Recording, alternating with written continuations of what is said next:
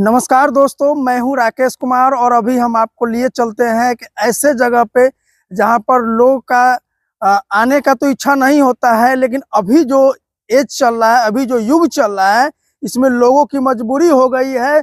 लोग सारी उम्र अपने बाल बच्चा के लिए जो है कमाते कमाते पूरा उम्र बिता देते हैं कि हमारे बच्चों का भविष्य ठीक हो जाएगा। और वही बच्चा जब बड़ा हो जाता है, कामयाब हो जाता है, तो उस बच्चे को जो है उस माँ बाप की चिंता फिक्र नहीं रहती है। और जैसे तैसे वो जो है माँ बाप समय काटते हैं और उनको अंतिम में अगर सहारा मिलता है तो वृद्धा आश्रम में जाकर के छोड़ आते हैं, क्योंकि अभी के समय में बच्चों के पास समय नहीं है कि वो परिवार को, अपने माता पिता को भी अपने परिवार का हिस्सा माने। परिवार का अभी जो है परिभाषा बिल्कुल बदल चुका है। पहले के परिवार में होता क्या था कि माँ बाप के साथ में बच्चे होते थे, बच्चों के साथ चाचा चाची, दादा दादी, ये सारे लोग एक साथ ज्वाइंट फैमिली हुआ करता था। लेकिन अभी के परिवार में जो है परिवार समय बदला और समय के बदलते ही उसमें से चाचा चाची तो पहले साइड हो गए। उसके बाद अब जो है दादा दादी के लिए भी कोई जगह नहीं है। अब परिवार में सिर्फ और अब जो है परिवार में सिर्फ और सिर्फ जो बच गया है पति पत्नी और बच्चे। और आने वाला जो समय लग रहा है उसमें पति पत्नी के अलावा बच्चों के लिए भी कोई जगह नहीं होगा। तो आइए हम चलते एक ऐसे व्यक्ति से मिलवाएंगे जो 24 साल देश की सेवा में, सेना में समय देते हैं, देश के विभिन्न बॉर्डर पे जाकर के दुश्मनों से जो है हमारे देश की रक्षा करते हैं। वहां से जब रिटायर होकर के आते हैं तो 12 साल बिहार और झारखंड में जो है सैफ में जो है 12 साल की ड्यूटी करते हैं। और वहां से जब रिटायर होकर के आते हैं तो एक वृद्धा आश्रम जो देख सकते हैं कि child to old help foundation Seva Sadan का स्थापना करते हैं।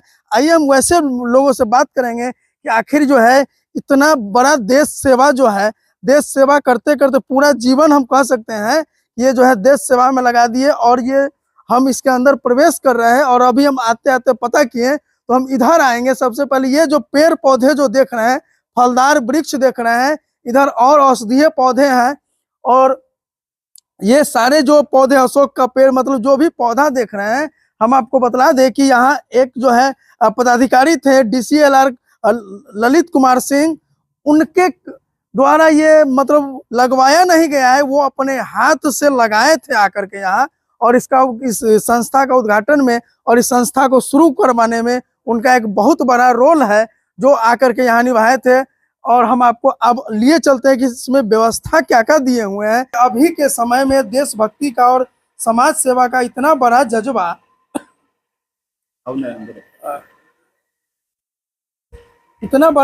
कि यहाँ जो है थोड़ा सा आइए इधर आकर के बात करते हैं कि इतना बड़ा जज्बा कि पहले तो 24 साल जो है सर, 24 साल आपने देश सेवा किया, उसके बाद बिहार पुलिस में, उसके बाद में यहाँ आने के बाद जो है अब जो है ऐसे वक्त में जब लोगों को जरूरत होती है सेवा का, उस समय जो है आप सेवा कर रहे हैं।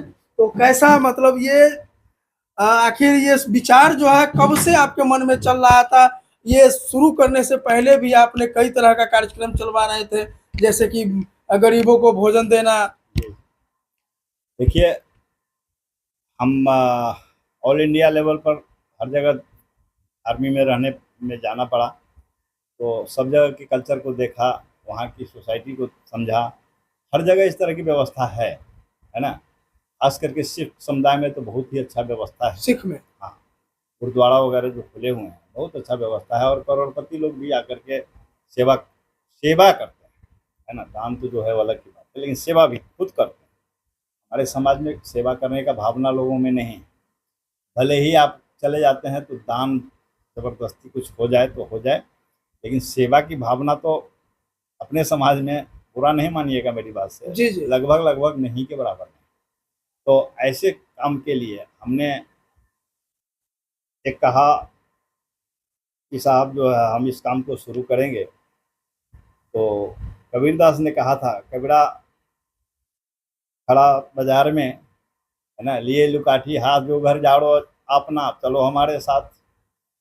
मतलब जो घर जा रहे हो अपना चलो हमारे साथ। मतलब अपना घर, अब इसको थोड़ा सा समझिएगा जी। जो अपना घर जलाओगे वो मेरे साथ चलो, कबीरदास का ये दोहा है। जी। लेकिन इसका भाव अलग है। घर जलाने का मतलब वो नहीं कि अपने घर को जला के यहाँ आ जाओ, जी। नहीं। उनका मीनिंग ये था कि आपने जो सवाल किया है कि बुजुर्ग होने के बाद आपको खुद अब जो है सो सहारा की जरूरत होगी, आपको खुद ही सेवा की जरूरत होगी, और ऐसे समय में आप यहाँ खुद सेवा देने के लिए सोच करके कैसे चले आए। जी। सेवा की अगर मुझे जरूरत है तो अपने दिल से जानिए पराये दिल के हाल, है ना। आपको अगर सेवा की जरूरत महसूस हो रही है तो सोचिए कि मानव ऐसे बहुत हजारों मानव, लाखों मानव हैं जिनको भी सेवा की आवश्यकता तो है, लेकिन बच्चे कर नहीं रहे हैं। तो फिर मानव में आपको ऊपर वाले ने जो भेजा है तो आप ही कुछ कर गुजारिए, तब ना होगा। तो इसीलिए हमने ये सेवा शुरू किया।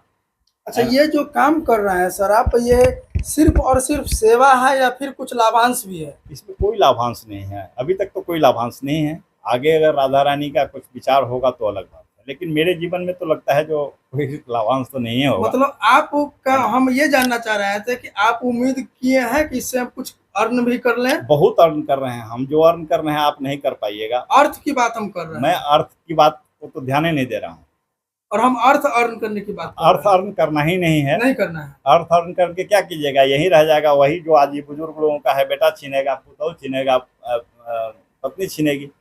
अर्थ का तो यही मतलब होता है। यहाँ पर आप लेकिन इसमें बुजुर्गों से क्या छीन को, लेगा? यहाँ पर आप बुजुर्गों को और क्या क्या सुविधा देते हैं, हम चाहेंगे कि थोड़ा सा आप अपने से विजिट करके हमारे साथ जो है आके बाहर जो है जो भी व्यवस्था है उसको अगर आप दिखला पाते तो फिर जो है ज्यादा अच्छा होता, ताकि हम दर्शकों को बतला पाएंगे कि इसमें जो बुजुर्ग आते हैं उनके लिए क्या क्या सुविधा है, क्या मिल सकता है। वैसे बुजुर्ग जो साफ चल नहीं पाते हैं, वैसे उन लोगों के लिए चाहे आपका रखा हुआ ठंडा हो रहा है। ये जो भी देख रहे हैं, पिलो है, बेडशीट है, गद्दी है, पंखा है, जो भी है, जी जी, वो संस्थापक अगर यहाँ सोते हैं तो वो भी उसी पर सोते हैं जिस पर हमारे बुजुर्ग सो रहे हैं। अच्छा, ठीक है ना, सेम मिलेगा, उसमें कोई अंतर नहीं है कि कोई अंतर नहीं। उसको दूसरा दे रहे हैं हम अपने दूसरा, ऐसा भावना हमारा नहीं है। नहीं। खाना जो हमारे आश्रम में बनता है, संस्थापक भी वही खाना खाता है जो हमारे बुजुर्ग खाते हैं। ऐसा कोई भावना नहीं हो कि यार अपने तो ही सब मलाई मार के खाता है, हमको रूखा सूखा देता है, ऐसा कुछ नहीं है। जो बनता है, ये चाय अगर उसके लिए बना है तो हमको यही चाय मिलेगा, खाना जो उसको मिलेगा हमको भी खाना वही मिलेगा। मैं खाना वो खाता भी हूँ, ठीक है ना जी। हाँ, क्यों? ताकि इन लोगों के दिमाग में ये हीन भावना ना आए, या समाज में गलत मैसेज ना जाए कि भाई ये सब तो कमाई के धंधा आ जाए, ऐसा कुछ नहीं है। ठीक है ना, हाँ कमाई है, अप्रत्यक्ष कमाई है जो आगे मिलेगा।